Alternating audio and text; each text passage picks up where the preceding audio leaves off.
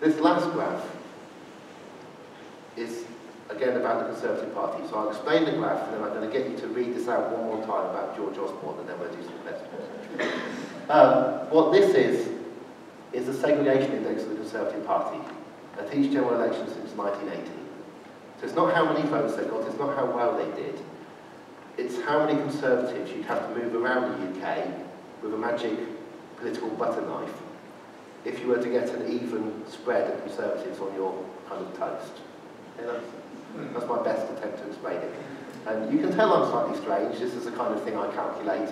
But these are the same segregation indices that are used to say, are Muslims moving away from Britain, are we living parallel lives, and so on. And if you work out these segregation indices, of course, the groups who are becoming more segregated are the rich, the middle, and the poor. They're the ones who are moving apart from each other, not people by ethnicity or religion. So this is the segregation index for Conservative voters. It was very high in 1918, it came down dramatically in the 1920s. There was particular Conservative voting linked to being Protestant in particular parts of Liverpool, Glasgow and so on. All that begins to disappear. By the 1950s and 60s and 70s, Conservative voters are spread out all across the country, which is hard to imagine, but there were lots here. Now it's completely different, as you can see where the graph is going. So you can walk out to an Oxfordshire village and you'll just know how people vote because you can see data. And of course, to Scotland, you could do a very funny game of Hunt the Tory in Scotland and so see if you can find them. It's never been harder to find them because there's never been fewer voters. So it goes around the bottom in the 1960s and 70s.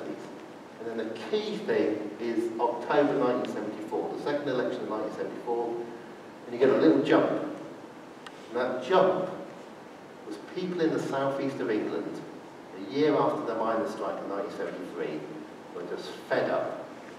They were fed up with blackouts, they were fed up with the unions being powerful, and they voted Conservative. Big swing to the Conservatives in October 1974. Didn't matter, Labour still won, but it happened a year before Margaret Thatcher came to power.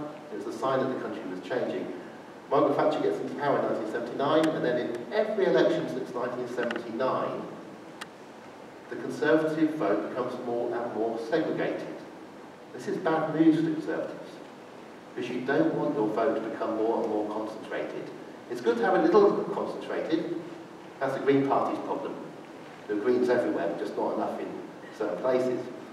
But it becomes more and more concentrated. So that by 2010, the Conservatives can't win an election on their own. They have to form a coalition with the Liberals.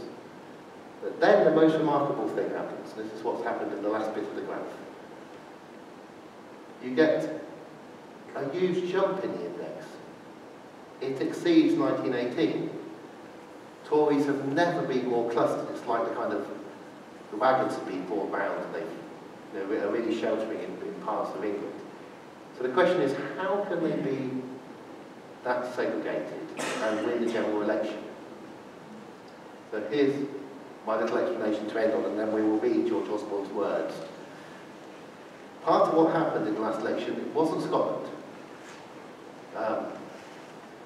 The last few elections, Scotland is not influencing it at all, because apart from a little rump of a few Conservative voters in Scotland, they all stopped voting several elections ago, Tories. So this has got nothing to do with Scotland.